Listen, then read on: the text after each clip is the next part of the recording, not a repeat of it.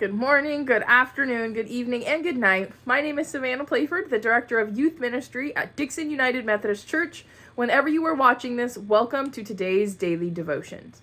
Kids say the funniest things. They don't realize that they are being funny, but they say the funniest things because most of the time it's sweet, innocent, and sometimes it's very, very literal. I have been working with one of my clients, and we have been teaching him about personality attributes. So many times throughout the day, I ask him a question similar to, tell me someone who is blank. So some of his responses are to be expected. If I say, tell me someone who is strong, more times than not, he'll say Superman. If I say, tell me someone who is kind, he will start listing out his friends. But this past week, we decided to start teaching him, tell me someone who is smart or wise. And his response was God.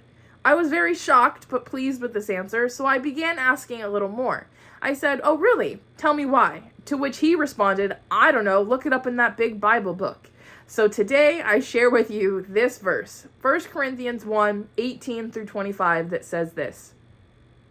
The message of the cross is foolishness to those who are being destroyed, but it is the power of God for those of us who are being saved. It is written in Scripture, I will destroy the wisdom of the wise, and I will reject the intelligence of the intelligent.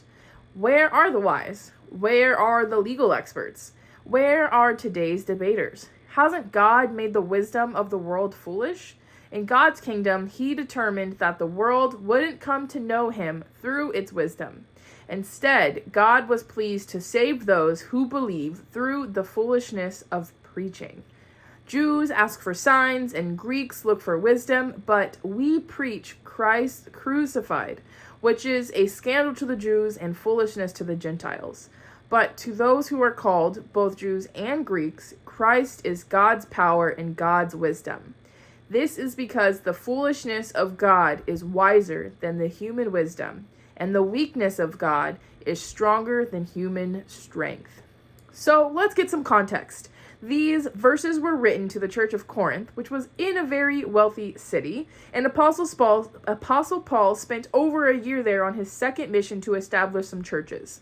Paul is writing because many people in these communities had a misunderstanding about the representation of Christ and the cross and all of these things. You see, the Jews and the Greeks had a misunderstanding, and they believed that the cross was foolish. It was not wisdom. But do you know who else was foolish? The disciples who followed Jesus closely right before he was being put to the cross.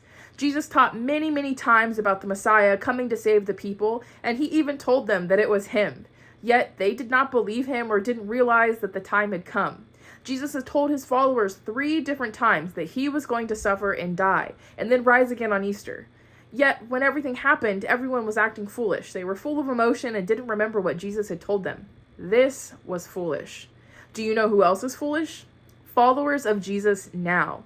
Some people consider themselves to be a follower of Christ, yet they don't pay attention to the true meaning of Christ. It's not just some glorified piece of wood, but instead it shows us a symbol of sin and salvation.